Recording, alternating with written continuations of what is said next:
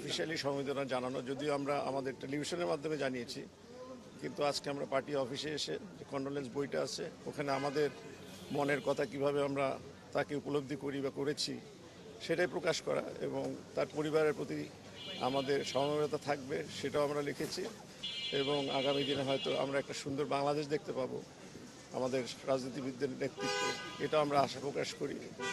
তবে আজকে তেমন বেশি কিছু করার নাই, বিকজ সবাই মর্মাহত, বাংলাদেশ এখন শোকের মধ্যে দিয়ে যাচ্ছে এবং আমরা আশা করি যে তার পরিবার নিয়ারেস্ট অ্যান্ড ডিয়ারেস্ট যারা আছেন তারা এই শোক কাটিয়ে উঠবেন এবং আগামী দিন বা ভবিষ্যতের দিন তাকিয়ে আমাদেরকে নিদর্শন দেবেন এবং আমাদের জন্য বাংলাদেশ, সুন্দর বাংলাদেশ গড়ার যে প্রতিজ্ঞা রয়েছে সেটা তারা যেন করবেন এবং আমরা সাথে থাকব। না, আজকে আমাদের কিন্তু কোনো ওইভাবে কোনো কিছুই ছিল না, আমরা এটা আশাও করতে পারি না, বিকজ আমরা এসেছি আমরা যে শোকাহত, আমরা যে মর্মাহত সেটা বইয়ের মাধ্যমে প্রকাশ করা, সেটা আমরা এখানে এসে কন্ট্রোলেন্স যে বইটা আছে সেখানে আমাদের আর আমরা এখানে মহাসচিব যেহেতু ছিলেন সেহেতু মহাসচিবের সাথে সাক্ষাৎ হয়েছে, কিন্তু এটা ওটা ফর্মাল কিছু না, ইনফর্মাল। সেখানে এই যে নির্বাচন আসন্ন, এই সময় নির্বাচন মিডিয়া মুক্তমুখ এসবগুলো নিয়ে কোনো কথা হয়েছে না, এখনো পর্যন্ত হয় নাই। তবে ওনারা তো জানেনি, মহাসচিব জানেনি এবং ভবিষ্যতে হয়তো হবে, কিন্তু আজকে দিনটা কিন্তু এটা মানে আমার মনে হয় না এটা যদি হতো এটা ঠিক হতো না। কারণ আমরা আসছি শোক প্রকাশ করতে, আমাদের মনের যে এটা প্রকাশ করার জন্য আমরা এসেছি এবং কন্ডোলেন্স বইয়ে সিগনেচার করার জন্য। আমরা কোনো মিটিংয়ে আসিনি, এটা আমাদের নিজেদের তাগিদে এসেছি।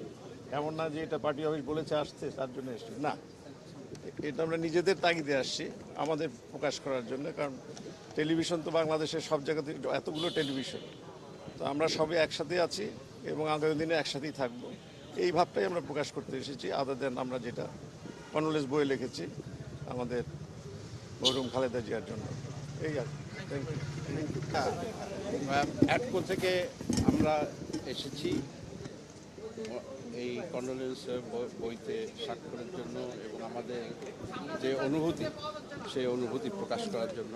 টিভির মাধ্যমে তো আমরা প্রত্যেকটা টিভি দিনব্যাপী এবং এখনও পর্যন্ত অনেক টিভি ওনার স্মরণে আমরা প্রোগ্রাম করছি এবং আমরা সবাই শোকাহত, মর্মাহত এবং ওনার আত্মার মাগফিরাত কামনা করি। প্রেসিডেন্ট সাহেব তো যা বলার বলেছেন, সো আমরা আশা করব আল্লাহ তাআলা ওনাকে যেন জান্নাতবাসী করে এবং দেশ যেন ওনার যে মঠো বা ওনার যে দিক নির্দেশনা ছিল সেইভাবে যেন দেশ এগিয়ে যাক, এটাই আমাদের কামনা। ধন্যবাদ।